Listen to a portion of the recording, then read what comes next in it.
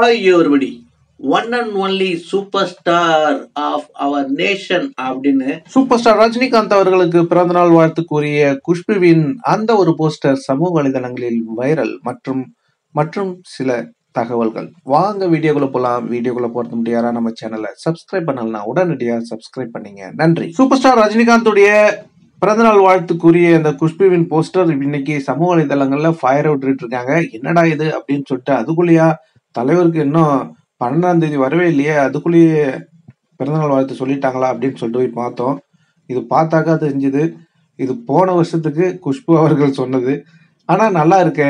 One and only super star of our nation அப்படின்னு தெரிவிக்க விட்டுருக்காங்க. இதுல என்ன ஒரு பிளஸ்னா, நீங்க தமிழ்நாட்டில் மட்டும் இல்ல, இந்தியாவில் இருக்கிற எந்த நடிகருக்கும் சூப்பர் ஸ்டார் என்ற பட்டத்துக்கு அருகதை கிடையாது அப்படின்னு ஆணித்தரமா சொல்லியிருக்காங்க நம்ம குஷ்பு மேடம். கண்டிப்பா அது உண்மைதான்.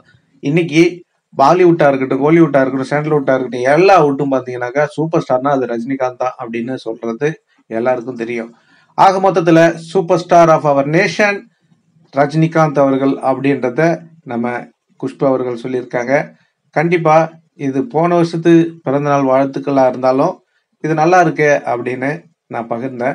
அது மட்டும் இல்லைங்க, சூப்பர் ஸ்டார் ரஜினிகாந்துடைய ஜெயிலர் 2 நம்ம சொல்லியிருந்தோம். ஜெயிலர் 2 உடைய ப்ரொமோ டிசம்பர் 5ஆம் தேதி ஷூட் பண்ண போறாங்க அப்படின்னு சொல்லியிருந்தோம். ஆனா இங்க பாத்தீங்கன்னா டிசம்பர் 3ஆம் தேதி, அதாவது நேத்திக்கே இந்த ஷூட் முடிஞ்சு போச்சுங்க அப்படின்னு சொல்றாங்க. ரெடியா எடுத்து வச்சாச்சு. கண்டிப்பா தலைவருடைய பிறந்த நாள் 12/12/24 2024 அன்று தலைவருடைய தரிசனம் கண்டிப்பா இருக்கு. அது மட்டும் இல்லைங்க, கூலியிலேயே செகண்ட் லுக்கும் இருக்கு அப்படின்ற தகவல் வந்திருக்கு. எது எப்படியோ சூப்பர் ஸ்டார் ரஜினிகாந்துடைய ரசிகர்களுக்கு டபுள் டமாக்கா அப்படின்னு சொல்லலாம். அது மட்டும் இல்லைங்க, தலைவருடைய 50 ஆண்டு கால நிறைவு நம்ம சூப்பர் ஸ்டார் ரஜினிகாந்த் அவர்கள் தமிழ் சினிமா உலகுக்கு வந்து நம்மளை மகிழ்வித்து கொண்டு இருக்கிறார். அவரை கொண்டாட மக்கள் எல்லாரும் ரெடி ஆயிட்டு இருக்காங்க. அது மட்டும் இல்லைங்க, நம்ம ஸ்டேட் கவர்மெண்ட்ல இருந்து சென்ட்ரல் கவர்மெண்ட் வரைக்கும் கொண்டாடுறதுக்கு ரெடியா அவங்க ஆயத்தமாயிட்டு இருக்காங்க அப்படின்ற தகவல் வந்திருக்கு. கண்டிப்பா தலைவருடைய சொந்தங்களும் ரெடி ஆயிக்குங்க. நீங்க எப்படிலாம் தலைவருடைய பிறந்தநாளை கொண்டாட போறீங்க அப்படின்றத கண்டிப்பா கமெண்ட்ல சொல்லுங்க. அட்வான்ஸா தலைவருக்கு பிறந்தநாள் வாழ்த்து சொல்லணும்னாலும் கண்டிப்பா கமெண்ட்ல சொல்லுங்க. ஏதாவது ஒரு வகையில தலைவர் இந்த வீடியோவை பார்த்தாருன்னா, தலைவர் எப்போதும் சின்ன சின்ன விஷயங்களை தேடி பார்க்கறதுல ரொம்பவும் இன்ட்ரெஸ்டா இருப்பார் அப்படின்னு கேள்விப்பட்டிருக்கிறோம். கண்டிப்பா தலைவர் பார்க்கறதுக்கு இதுக்கு கண்டிப்பா சான்சஸ் இருக்கு. அப்படி பார்த்தாருன்னா கண்டிப்பா அவருக்கு ஒரு மகிழ்ச்சி ஏற்படுத்தும். நீங்க அற்புதமா தலைவருக்கு பிறந்தநாள் வாழ்த்து சொல்லுங்க. அது மட்டும் இல்லைங்க, சூப்பர் ஸ்டார் ரஜினிகாந்த் அவர்களுக்கு தலைவரின் வாய்மை வெல்லும் சேனல் சார்பாக பிறந்தநாள் வாழ்த்து கூறுவதோடு, அவரை வாழ்த்த வயதில்லை, இருந்தாலும் வணங்குகிறோம். சமூக வலைதளம் பார்த்தீங்கன்னா இந்த போஸ்டர் வைரல் ஆகிட்டு இருந்து, இதுல என்ன ஸ்பெஷல் பார்த்தீங்கன்னா, இது மலையாளத்துல தலைவருடைய மனிதன் படங்க. இப்போ அந்த போஸ்டரை பார்த்தது எனக்கு ஒரு உற்சாகமா இருந்துச்சு. ஏன்னா தலைவருடைய படங்கள் மற்ற லாங்குவேஜ்ல ரிலீஸ் ஆகுது அப்படின்னு கேள்விப்பட்டோம். பழைய படங்களுடைய போஸ்டர் இன்னைக்கு கண்ணில் பட்டுச்சு.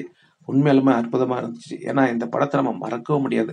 இதுக்கு முன்னாடி பார்த்தீங்கன்னா நாயகன் தான் இண்டஸ்ட்ரியல் ஹிட்டு அப்படின்னு சொல்லியிருந்தாங்க. மனிதன் வந்து அவ்வளோ போகலை அப்படின்னு சொல்லியிருந்தாங்க. ஆனா இன்னைக்கு உண்மை வெளியே வந்திருக்கு. இந்த படத்துடைய இயக்குனர்களும் ப்ரொடியூசரும் சொல்லியிருக்காங்க, மனிதன் நாயகனை விட பல மடங்கு வசூல் வேட்டை நடத்தியது, அதுதான் இண்டஸ்ட்ரியல் ஹிட் அப்படின்றது. இதை இயக்குனர் மணிரத்னம் அவர்களும் ஒப்புக்கொண்டார் அப்படின்றது குறிப்பிடத்தக்கது. அவங்களுடைய தயாரிப்பாளரும் ஒப்புக்கொண்டார். ஏன்னா இதுதான் உண்மை. இது போல நிறைய விஷயங்களை மறைச்சிருக்காங்க. இன்னைக்கும் நிறைய பேர் வடை சுட்டுட்டு இருக்காங்க. விஜய் அப்படி பண்ணிட்டாரு, இப்படி பண்ணிட்டாரு, உச்சத்துல இருந்தார் அப்படின்னு. எந்த உச்சத்துல இருந்தாருன்னு இப்ப எல்லாமே வெளிவந்துட்டு இருக்கு. இதெல்லாம் பொய்யான பிம்பம் அப்படின்றத எல்லாரும் உணர்ந்துக்கணும். ஏன்னா ஏமாத்துறவனை விட ஏமாறுறவன் தான் கேன அப்படின்றது எல்லாரும் புரிஞ்சுக்கிட்டு இனிமேல் ஏமாறாதீங்க. ஆனா பொய்மை புயல் போல் வீசும், ஆனால் உண்மை மெதுவாய் பேசும் அப்படின்னு சொல்லுவாங்க. இன்னைக்கு அதுதான் பேசிக்கிட்டு இருக்கு. நானும் அதுதான் பேசிக்கிட்டு இருக்கேன். சரி, எப்படியோ இன்னொரு தகவல் ஒன்று வெளியாயிருக்கு. நம்ம ஜெயிலர் படத்துல நடிச்சார்ல ஒரு சின்ன பையன், அந்த யூடியூப் அந்த சமூக வலைதளங்கள்ல அவரும் வந்து ஃபேமஸ் ஆனாரு. அதுல அற்புதமா தலைவர் கூட நடிச்சிருப்பாங்க. தலைவருக்கு பேரனா நடிச்சிருப்பாங்க. இப்போ அவரை பத்தி என்னங்க அப்படின்னு கேக்குறீங்களா? அவர் இப்போ லக்கி பாஸ்கர்ல நடிச்சிருக்காரு. அவர் நடிச்ச படங்கள்லாம் ஹிட் ஆயிட்டு இருக்கு அப்படின்னு சொல்லி விஜய் கிண்டல் பண்ணியிருக்காங்க. ஏன்னா விஜய் நடிச்ச படங்கள் பார்த்தீங்கன்னா ஹிட் ஆனதை விட ஃப்ளாப் ஆனது தான் அதிகம் அப்படின்ட்டு வரலாறு. விரல விட்டு எண்ணிடலாம் ஹிட் படங்களை. இப்போ அவர் நடித்தது சர்தார், ஜெயிலர், லக்கி பாஸ்கர்னு எல்லா படமே ஹிட் ஆகிட்டு இருக்கு. உண்மையிலுமே அவருக்கு எதிர்காலம் இருக்குது அப்படின்றது குறிப்பிடத்தக்கது. ஏன்னா ஒரு சின்ன பையன் விஜயோட அதிகமாக ஹிட்டு கொடுத்துருக்காரு அப்படின்னு இப்போ சமூக வலைதளங்களில் கொண்டாடிட்டு வராங்க. லக்கி பாஸ்கரில் பார்த்தீங்கன்னா நம்ம சூப்பர் ஸ்டார் ரஜினிகாந்தோடைய அந்த ஒரு சீன் இருக்கும். அதாவது தலைவர் ஒரு விழா மேடையில் சொல்லியிருப்பாரு, நடிச்சதுக்கு சம்பளம் கேட்டதுக்கு அவங்க சம்பளம் கொடுக்காம உனக்கு கேரக்டரே கிடையாது வெளியே போ அப்படின்னு சொல்லிட்டு திருத்தி விட்டாங்க. அங்கேருந்து நான் நடந்துக்கிட்டே வந்தேன். ஆனால் என் மனசில் என்ன ஓடிக்கிட்டு இருந்தேன்னா, திரும்ப நாங்கள் சாதிச்சு ஒரு ஃபாரின் கார் வாங்கி 555 சிகரெட்டோட வந்து இறங்கி கால் மேலே கால் போட்டுக்கிட்டு இருக்கணும் அப்படின்னு நினச்சிட்டு இருந்தேன். அப்போது போகிற போக்கில் பஸ்ஸில் இருந்தவங்க எல்லாம் இது எப்படி இருக்குது, இது எப்படி இருக்குது அப்படின்னு சொல்ல சொல்ல எனக்கு இன்னமும் வேகம் அதிகமாச்சு. எப்படியாவது சாதிக்கணும் அப்படின்றத வெறி. அதுக்கப்புறம் நான் ஒரு கார் வாங்கினேன். அதில் ஃபாரினர்ஸ் டிரைவராக போட்டேன். 555 சிகரெட் கால் மேலே கால் போட்டுட்டு ஏவிஎம் ஸ்டுடியோவில் போனேன் அப்படின்னு சொல்லியிருப்பாரு. அதே சீனை தான் நம்ம லக்கி பாஸ்கரில் வச்சுருக்காங்க. இதெல்லாம் உண்மையிலுமே வரலாறு. இது யாருமே இல்லைன்னு சொல்ல முடியாது. அவர் என்ன பண்ணுறாருன்னா, ஒரு ஜுவல்லரிக்கு போகிறாரு, அவரை வந்து அசிங்கப்படுத்திடுறாங்க. அதுக்கப்புறம் அவர் என்ன பண்ணுறாருன்னா, ஒரு கார் ஃபாரின் கார் வாங்குறாரு. அது கஷ்டப்பட்டு அதுக்கப்புறம் போயிட்டு அங்கே நகை வாங்குறாரு. அந்த நகை வாங்கக்குள்ள கால் மேலே கால் போட்டுக்கிட்டு அப்படியே கூல் ட்ரிங்க்ஸ்லாம் வருது. யார் விரட்டி விட்டாங்களோ அவங்க கையெடுத்து கும்பிட்டு வரவேற்கிறாங்க. அந்த ஒரு தருணம்.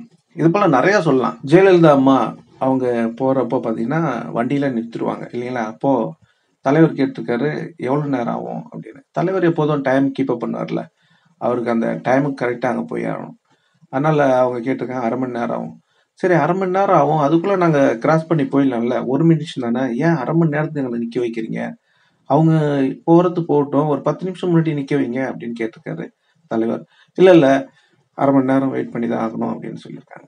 சரி தலைவர் என்ன பண்ணிட்டாரு, இறங்கி அங்கே ஒரு பொட்டி கடை இருந்துச்சு, அங்கே போயிட்டு சிகரெட் வாங்கி குடிச்சிருக்காரு. அவ்வளோதான். தலைவரை பார்த்த உடனே ஃபுல்லாக அந்த ராதாகிருஷ்ணன் ஆர்கே ரோடு, அந்த ராதாகிருஷ்ணன் ரோடு ஃபுல்லாக பிளாக் ஆயிடுச்சா.